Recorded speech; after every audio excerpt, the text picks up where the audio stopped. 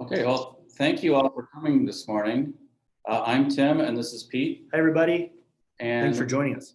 We're from Mastcom. We're both video producers for many, many years. And let's see, how do I advance my, here we go. So I guess we'll jump right in and talk a little bit about who Mastcom is. We were actually established in 1977, and then I purchased the company in 2002. We're became certified veteran owned in 2016.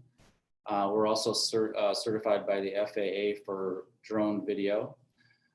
We do live action and animated videos, cinematic narratives, and we'll get into a bunch of the different types of videos that we do a little bit later, but basically marketing, anything to do with marketing, training, awareness, advertising, and education. And first thing we're going to do is show you just this is very short 1 minute, just a little demo of different. This is a live action demo of manufacturing. Manufacturing client specific work. Yeah. Yeah. So it's just about a minute. So.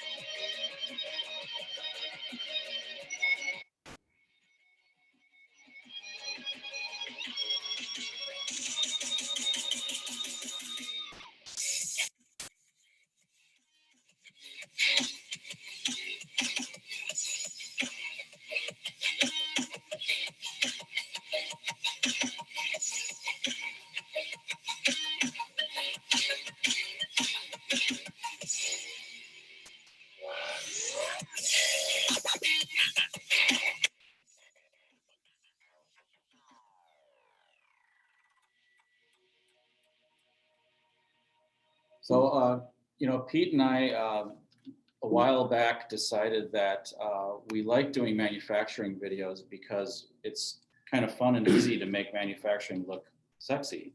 So that's why we got into manufacturing, and we found it was a little bit underserved niche.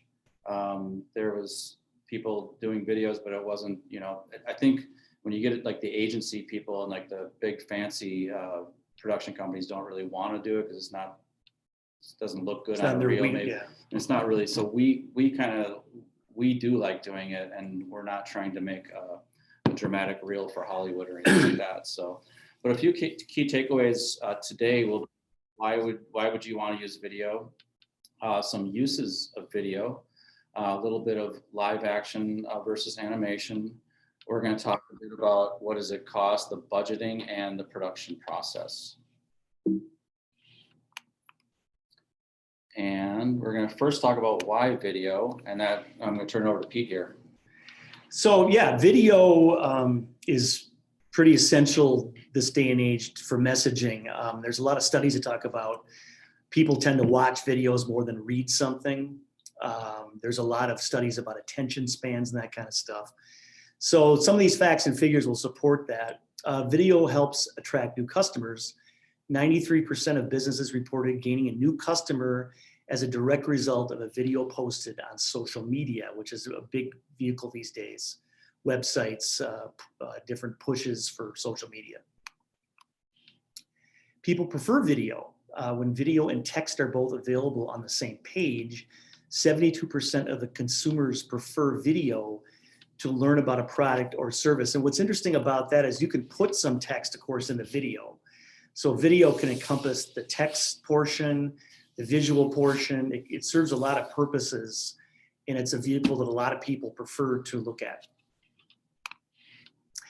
Video increases effectiveness of email. Videos in email have been shown to increase click-through rates, also known as CTR, by over 96% on the first introductory email. Video increases understanding. Video marketers reported that video increased user understanding of a product or service, and 76% reported video helped them increase sales. And Tim's gonna talk a little bit about how to use video in an optimal way. or what it's good at. Yeah. Well, really, you know, there are some things, you know, that video really is perfect for. Kind of just making an overall impression. Emotion is really important and can be important in video, even manufacturing videos. Concepts are more easily conveyed in video, and also sometimes making that human connection. A lot of times, a lot of our videos are based on interview content. So that's the way that you sort of put a human face on your business. It also obviously helps your audience make decisions, buying decisions. And the other thing, when we say consistency and repetition, the video is, you know, sometimes used for sales and marketing, but also for training. The bottom line is it's a very consistent presentation. You click play on the video, it's the same every time. So that gives you consistency in the repetition of your message. I just want to add too that, you know, video makes an emotional connection with people in ways that other mediums can't. And when we say emotional, we don't mean tear-jerking, sad drama. We just mean between music and compelling imagery and any interviews that might reach the viewer. There's nothing like video to really draw people in. So I just want to add that to the discussion. And so I'm going to talk a little bit about, again, what video is good at. It's good at getting people to take action, provides general education about something that's not well understood. So it can, you know, some people have thought leadership as sort of a content marketing pillar, like a pillar of your marketing. So that's one use of it. Is it could be video.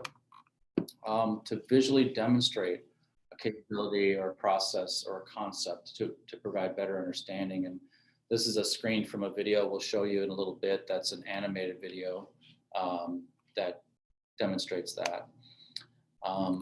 Explaining how products work is another great use of video.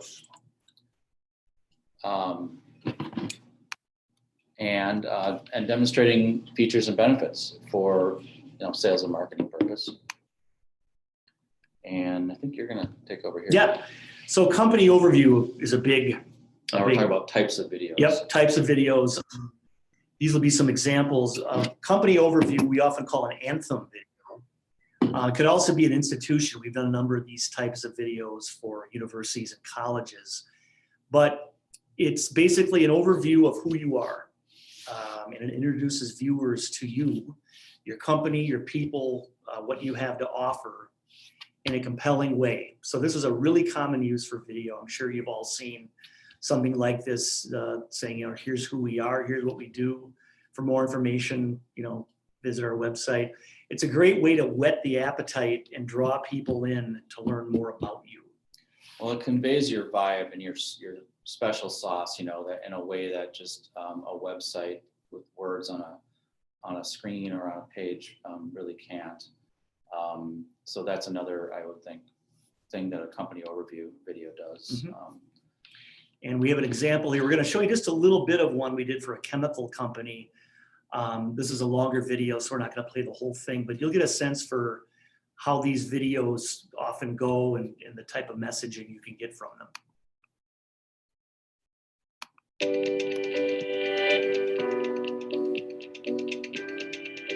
Our passion is to serve our customers better than anybody else in the industry. And we know our customers are constantly under market pressure to deliver better and more affordable products. And they need innovation. Winning portfolio of innovation in today's world is very important. It allowed us to capture the market trend, but in the meantime, focus on customers' needs. Here's what we're doing right now and what we see coming out in the next year or two. But beyond that, here's the new areas we see that your market is going in. And that really fosters a dynamic conversation. Innovation is the lifeblood of H.B. Fuller. Our customers are innovating and we must innovate with them, whether that be for a new adhesive for a diaper, for food packaging, for alternative energy. Innovation is critical. Conforma was one. So yeah, like we said, that's a snippet of a video, and obviously they wanted to talk about what they do, how they do it, and you get a real sense for the people that work there. Interviewing principals in any company is common. We interview a lot of executives and CEOs, but just working with the other people in the company, the other team members, whatever their role is also something we do a lot of. So we like to cover the whole gamut. Of course, the client does.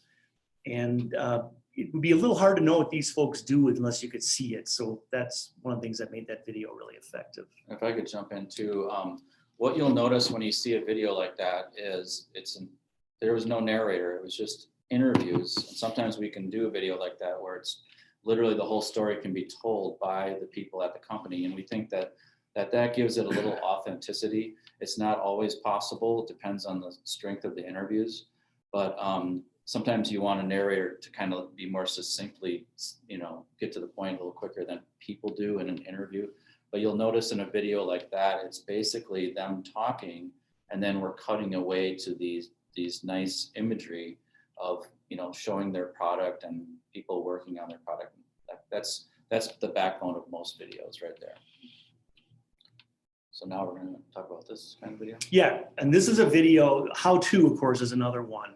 There's no better way to show someone how to use a product, how to assemble something that they're sent in a kit, whatever they may need visually to as a how-to process. Video is great for. I'm sure you've all been on YouTube and seen everything from how to change your oil to whatever, how to water your tulips. So you've probably all seen that. We tend to do things that are maybe a little higher end as far as a production goes, but this is an example of a how-to video that we did recently. And it's not only training; it's a sort of a hybrid between training and marketing, because people are might see this video before they actually have the product, so they can see how it works and how it's going to work in their environment, and that's what's going to get them to purchase it. So it might be a very expensive product. So this is a safety harness video.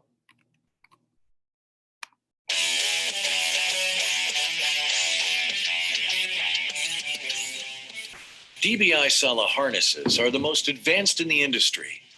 In the next few minutes, we'll demonstrate how to properly don a harness. All harnesses should be properly inspected prior to use. To begin donning, hold the harness by the back D-ring. Make sure the straps are not twisted. Slip the harness over the arms and onto the shoulders. Make sure all straps are not tangled. The vertical straps should hang freely and should not be pulled to the center of the body. Attach the short chest strap by inserting the male buckle into the female buckle. The chest strap should lie across the chest about 6 inches below the top of the shoulders. To tighten the chest strap, pull the free end of the strap. Pass the excess strap through the loop keeper. The harness may have pass-through chest buckles.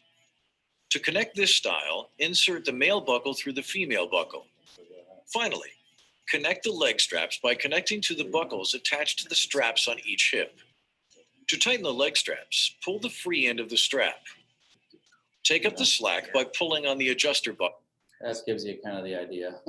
Yeah, again, a longer video, so we didn't play the whole thing, but very clearly through carefully designed shots, close-ups, wides, and something just visually interesting, like when the guy's on top of the girders or whatever, is a great way to draw people in and show them how to use a product.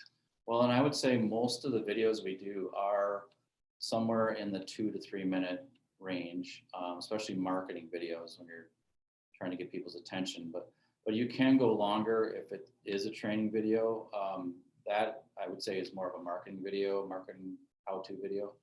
But there are uses for longer format videos, and I've seen the statistics that they actually are. We have an 8-minute video that's our most viewed video on YouTube by far, because it's that's called an insane apartment renovation. So people are just fascinated by that kind of thing, and use time-lapse video and different techniques to really sort of mesmerizing. So now Pete's going to talk a little bit about recruiting videos.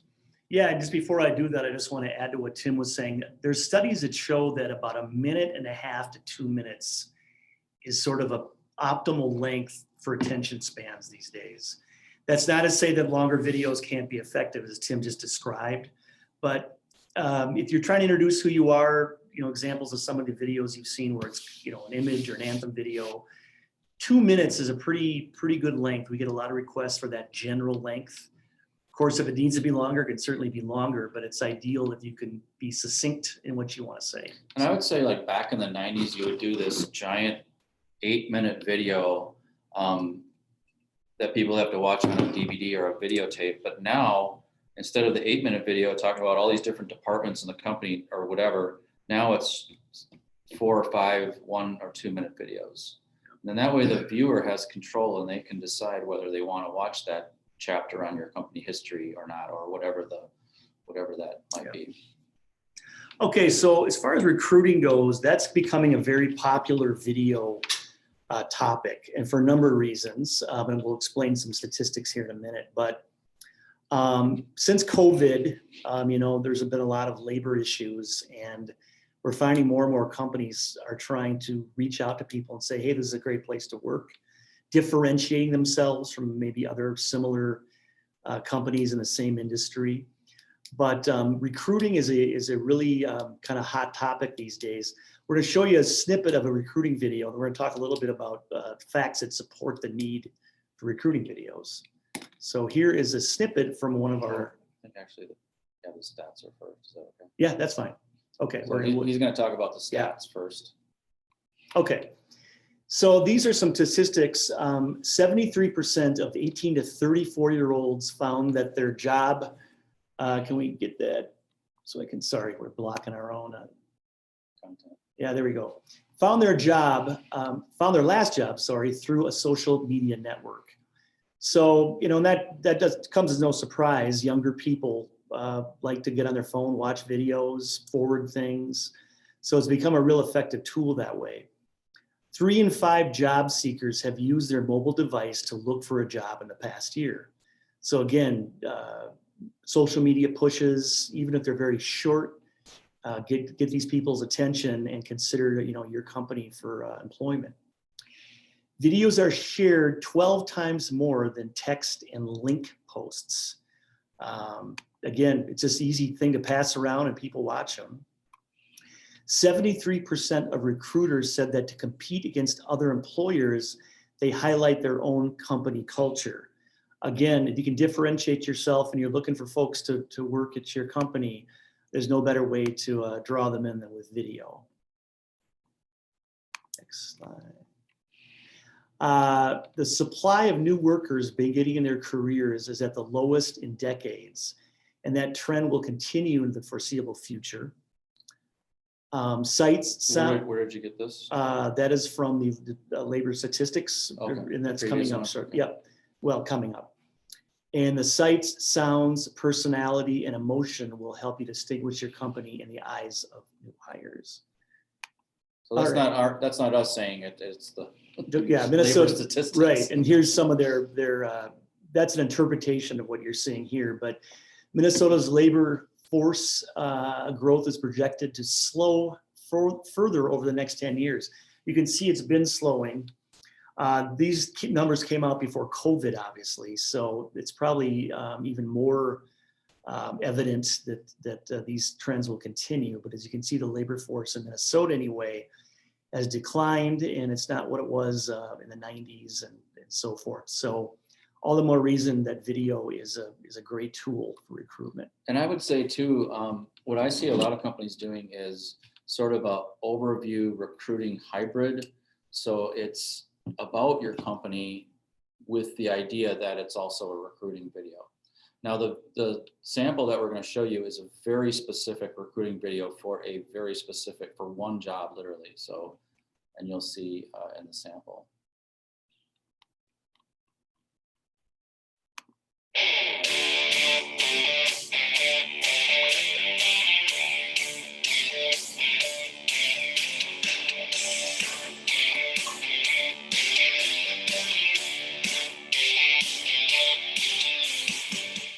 huge demand for truck service as far as getting the products to the stores. The consumer can make their purchases.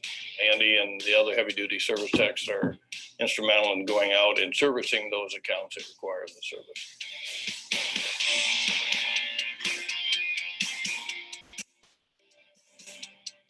The job that they do is very important and very necessary for us to thrive as a company. We may be out in front of the customer making the initial calls and following up with them, but the heavy duty service technicians are the ones that are out there every single day representing Bauer Build. And so, as Tim pointed out, this is a real specific job they need people to do. So talk a little bit about the impetus for Yeah, so they were having well, this is way before COVID, but they were having a hard time filling that job, which, as you can see, is, go out in freezing cold on Highway 94 and change a giant tire in a truck. But that's a key part of what their business is. So they were having, trouble with that one job. So they created this video. And then we also did kind of a general video about Bauer Build as well. But you'll see just, ride-alongs with the driver, different camera angles. That's kind of that's the part that we bring to it, is just the creative use of imagery and sound and picture but it, again, mostly driven by the interviews of people that work there. So, you want me to talk about this? Yeah. So this is another type of video, I would say, case study. And this is kind of, a lot of the videos we do are case study. So the reason you would do a case study video is to kind of show a key partnership and basically the experience that they're having with your product. And in this case, this is a company in Michigan that contacted us to do a video here because their customer is Datsun. It's a foundry in Mankato. So they wanted a Minnesota video production company to go and shoot this. And you'll see in this video, Cinto is sort of like the brains behind the actual foundry system or the actual foundry and the products that they're making in this foundry.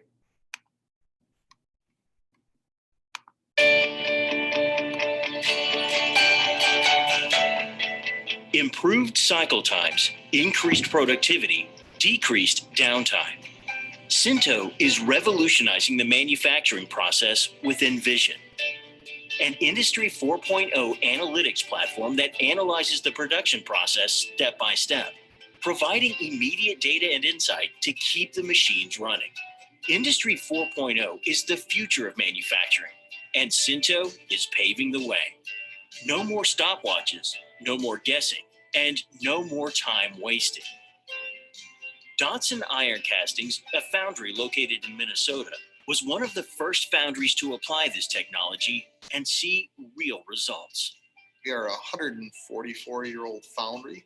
We have been family owned for that entire time and are continuing to reinvest, redevelop, and recreate what a foundry can be. We have a long history with Cinto, going back almost 20 years. They've filled a lot of niches that we found, from automatic grinding to auto pouring. And what we're trying to learn from this and what we're trying to improve is our maintenance and the ability to not overwork on equipment from a maintenance standpoint, but really address the equipment and work on the equipment at the right time.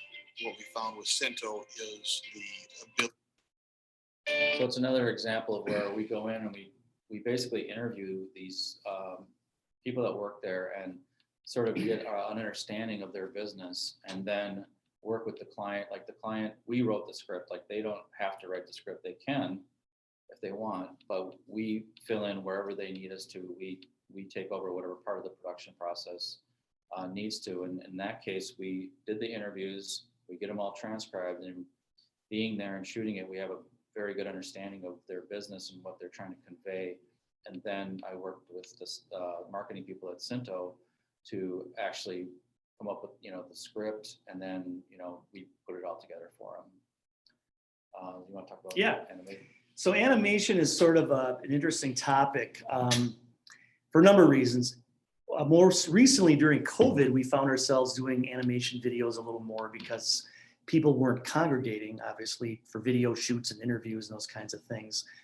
And animation was a great storytelling tool in the absence of being able to get a lot of live action. But prior to that, animation is really interesting because we find clients sometimes have a story that's a little abstract. For instance, software companies. They want to talk about a type of software that maybe routes hospitals, routes the right personnel. Data, and so we come up with creative ways to convey that.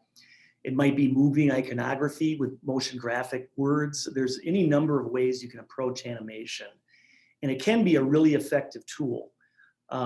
So animation is one of our specialties, and this is an example of an industrial type client, an industrial story, but didn't quite lend itself to shooting live action. And so we were able to tell the story through the vehicle of animation. So, and I would say too that there's graphics in every video, even if it's just the title at the beginning or we'll put the name of the person speaking. So there's always graphics. Some videos have just one little element of animation, an animated, we would call it element, just like 10 or 12 seconds. But then some are completely 100% animation. That's what this example is. A new industrial revolution is underway that will add trillions to the global economy. Data-driven production, enabled by a new industrial internet, promises to increase efficiencies and drive business forward faster than ever. The one drawback? A dramatic increase in cyber threats. Most industrial systems were designed decades ago, before cyber risks became realities. Connecting industrial assets now creates new apertures and increases the consequences of an attack. Bayshore's industrial cyber protection platform stops cyber threats from damaging industrial assets or data. Initially, the ICP platform operates in discovery mode, non-disruptively mapping the network and establishing a baseline of observed behavior. Then in protect mode, Bayshore digs deep into industrial protocols, testing the content and context of each message for policy compliance. So as you can see, could you go back to that frame that we stopped on? I'll start playing the video. Oh, okay. As you saw in that video, some of those sentences were a little abstract as far as what might go with them visually. So we often come up with really creative ways to show something that's being talked about, but to see it requires some ingenuity and some creativity. In that example, you saw a bunch of ones and zeros to suggest a digital environment. But we do a lot of that. We work on a project right now where they're talking about careers, and there's a lot of creative ways we can talk about that when you don't have literal shots necessarily to talk about them. So this is a question we get a lot, and this is how much does a video cost?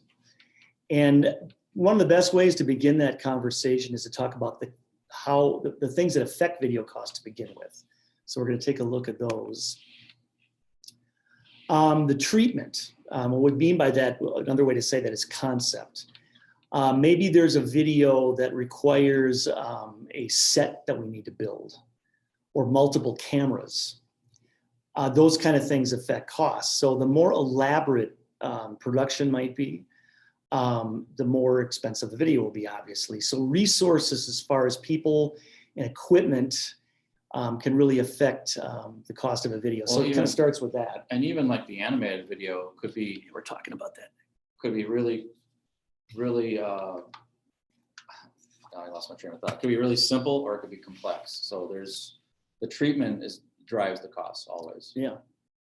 Outside costs, if we need actors, if we need a narrator, voiceover talent even, which we do a lot of, affects costs. So say there's a workplace video on workplace violence prevention or something, and we need actors to portray real people, in the work environment, that will certainly drive costs.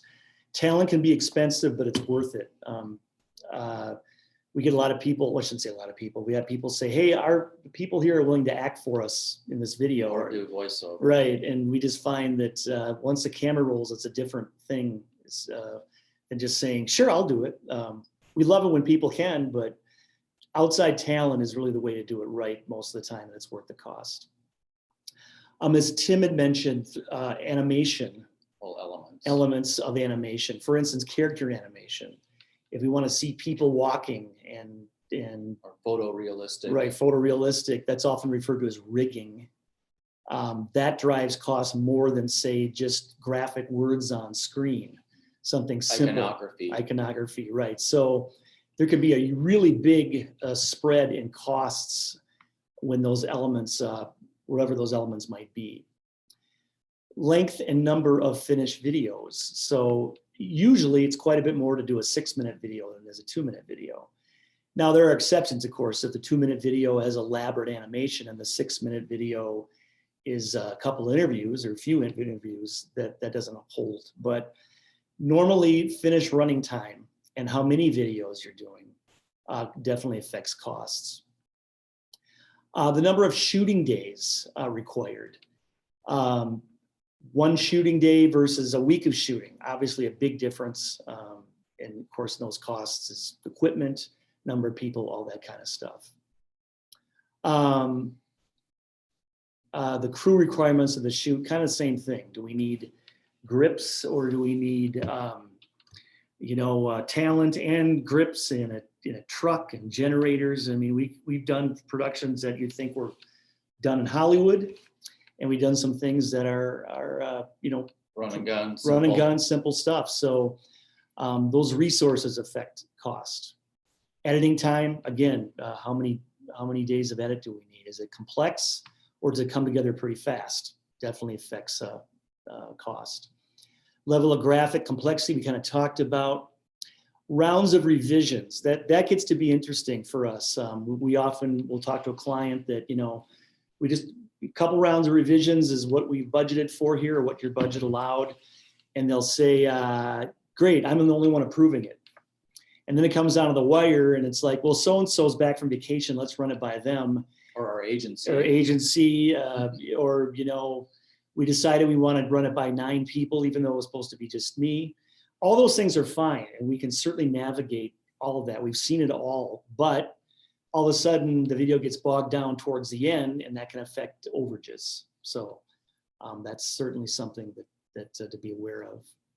And then just the experience and the quality of a production company. A lot of people will look at cost and nothing else. But what they don't realize is that if these people, whoever they hire isn't efficient or experienced or have the wherewithal and the wisdom to sort of navigate any, or the resources. That can affect costs. It may look better on paper to begin with, but they find themselves bogged down in a lot of issues that affect their cost anyway. Right. Yep. So what about the production process? How does that go typically? And we'll try to make this fairly quick because we want to make sure we have time to answer questions. But 11:36.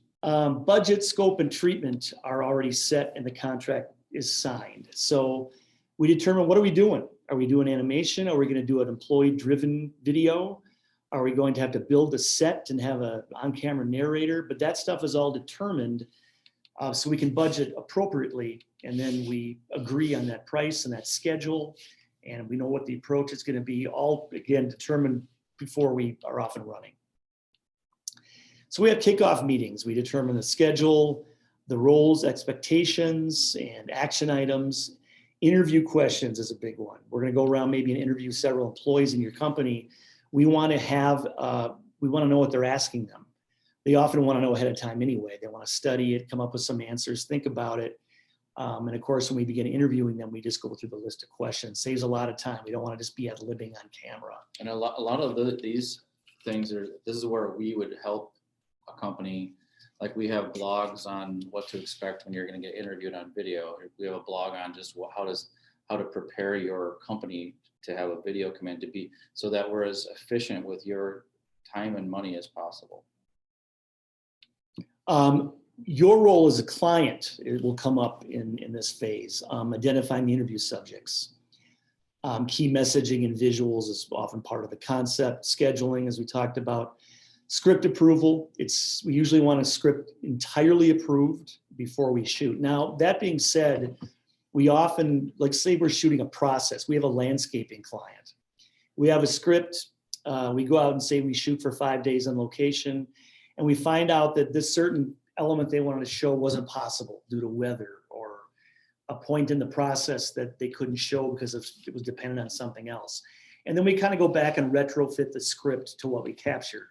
That's fine. We do that a lot, but the more the more approved and complete the script can be going into production is the best way to go. Okay. Yeah. That kind of goes to one of our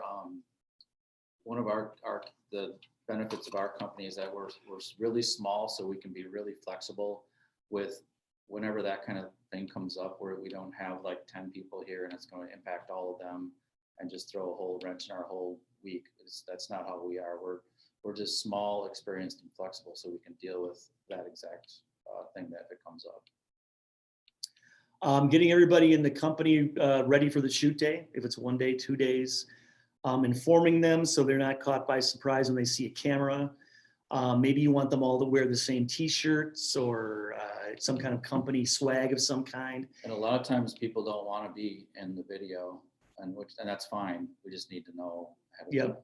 Yep. And maybe cleaning up areas of the company. We've often shot in places where they spend a few days cleaning it up and stacking things neatly, and they want to put their facility in the best light. And then the other thing too is legal and compliance routing. And this doesn't apply to everybody, but often we do videos where a company lawyer or legal counsel wants to look at it just to make sure we're not showing something or making a claim that isn't necessarily legally compliant. It's a good thing to keep in mind. Definitely the med tech companies, there's a lot of that. A lot of that, yep. So all that pre-production makes the production process go a lot smoother when roles are clearly defined and communicated. These are overlapping a little bit, but field production, capturing all the footage, assuming it's not an animated video, it's live action, getting the interviews, getting what we call B-roll, which is all the supporting footage.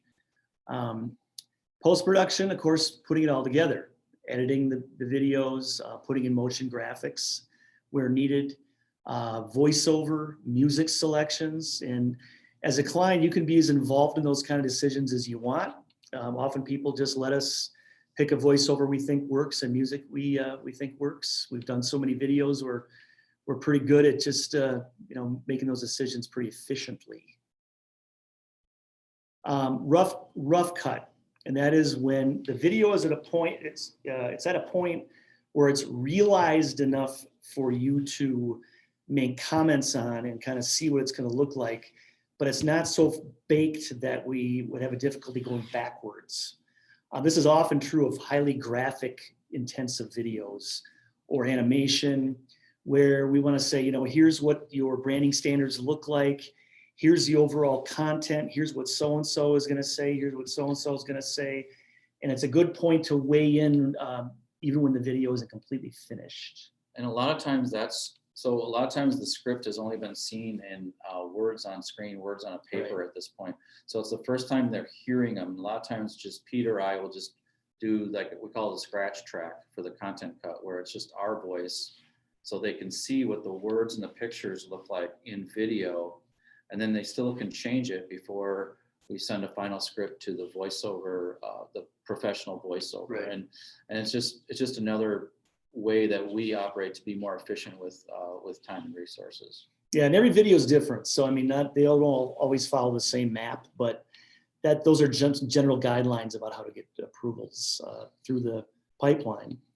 Fine cut, that's a complete version with all the content, the actual voiceover, the final music mix, graphics, everything. And often when we send those to people, we leave the door open for maybe one more tweak. Hey, somebody just noticed this sentence shouldn't be in there, or that employee just left the company, we need to take them out.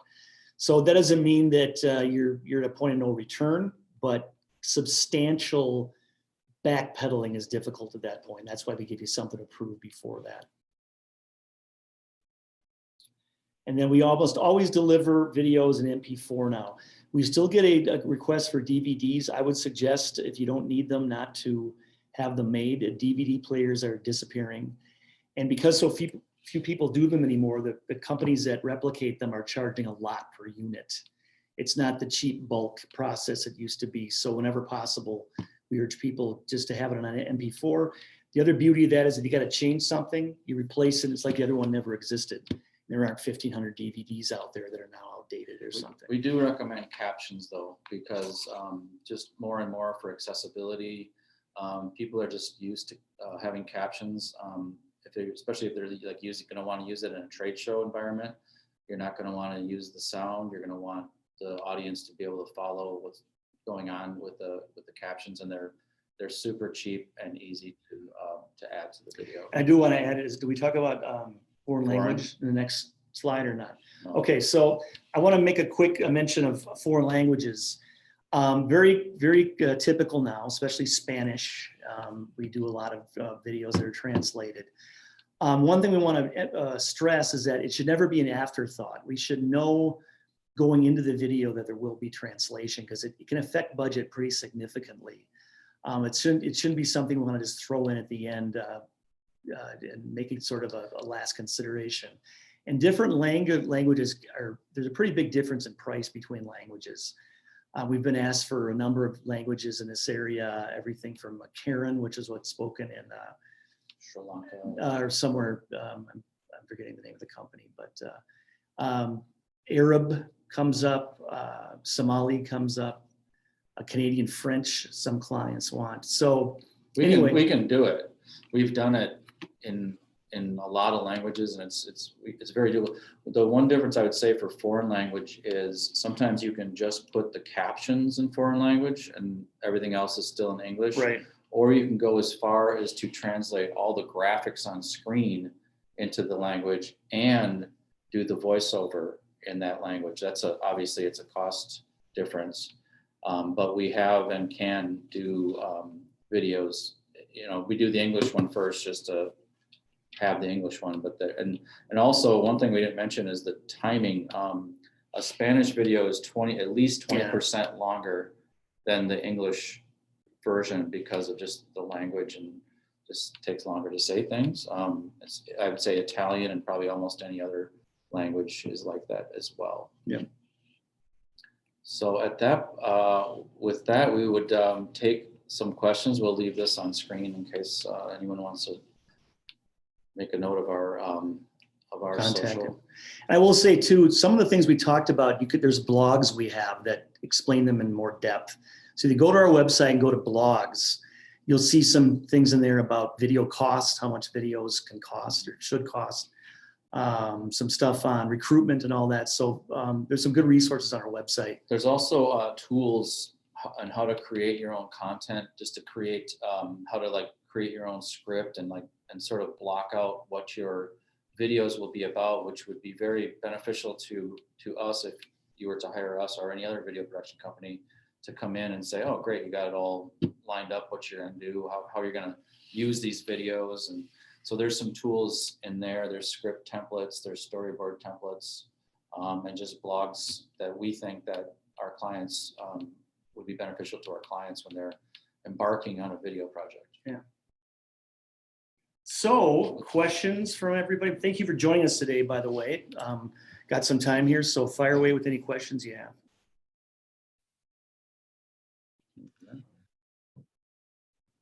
We did have a question in the chat, so I can read that from Yes, Kate. look at that. She says, we use PowerPoints to show customers equipment on their quote. Would a video PowerPoint be more effective than sending the PowerPoint as a PDF? Or is video only effective for produced content with people in it? And when you say, I'm sorry, the use is to show customers equipment on their quote. Well, I would say video is a great vehicle for that. We end up doing what becomes sort of a moving PowerPoint. And people always react to the video interpretation of things more than anything that's PowerPoint or written down. So I would think that video would be a great way to show that. We do a lot of videos on big machines and how they process whatever the process is. We do tons of manufacturing videos like that. And if it's used to close a sale, I would say video would certainly up your chances for closing the deal instead of just a PowerPoint. Okay. obviously it's going to be more expensive than a picture and a PowerPoint. Yeah. It's going to be more effective. Any other questions?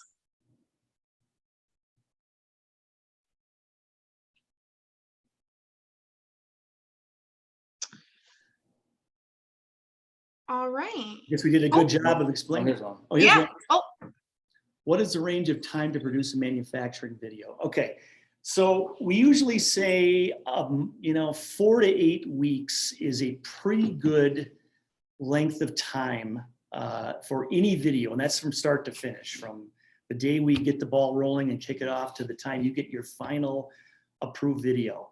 We've done many videos that take much shorter, and we've done many that take longer. One of the things that determines that is approvals.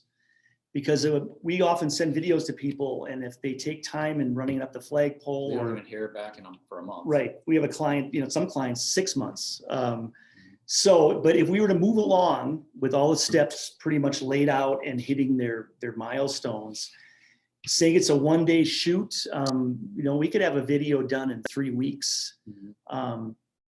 If the deadline's tight, or it's pretty straightforward and there isn't a lot of snags along the way. But a month to 2 months is a pretty good measure of time for most videos. Good question.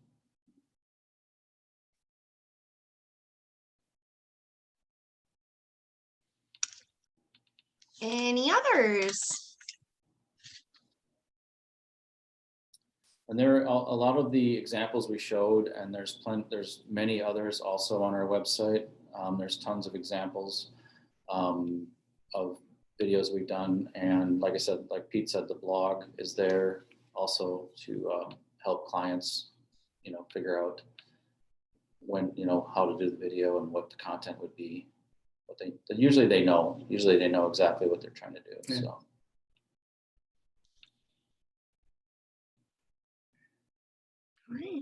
All right. Well, I certainly want to thank you, Tim and Pete, for being here Absolutely. with us today, and Thank a you, great everybody. presentation from Mastcom. If anyone has any questions, I know you put your contact information up. And as I mentioned, we will be sending out the recording today for everybody that registered, and it'll also be on our event pages. So great.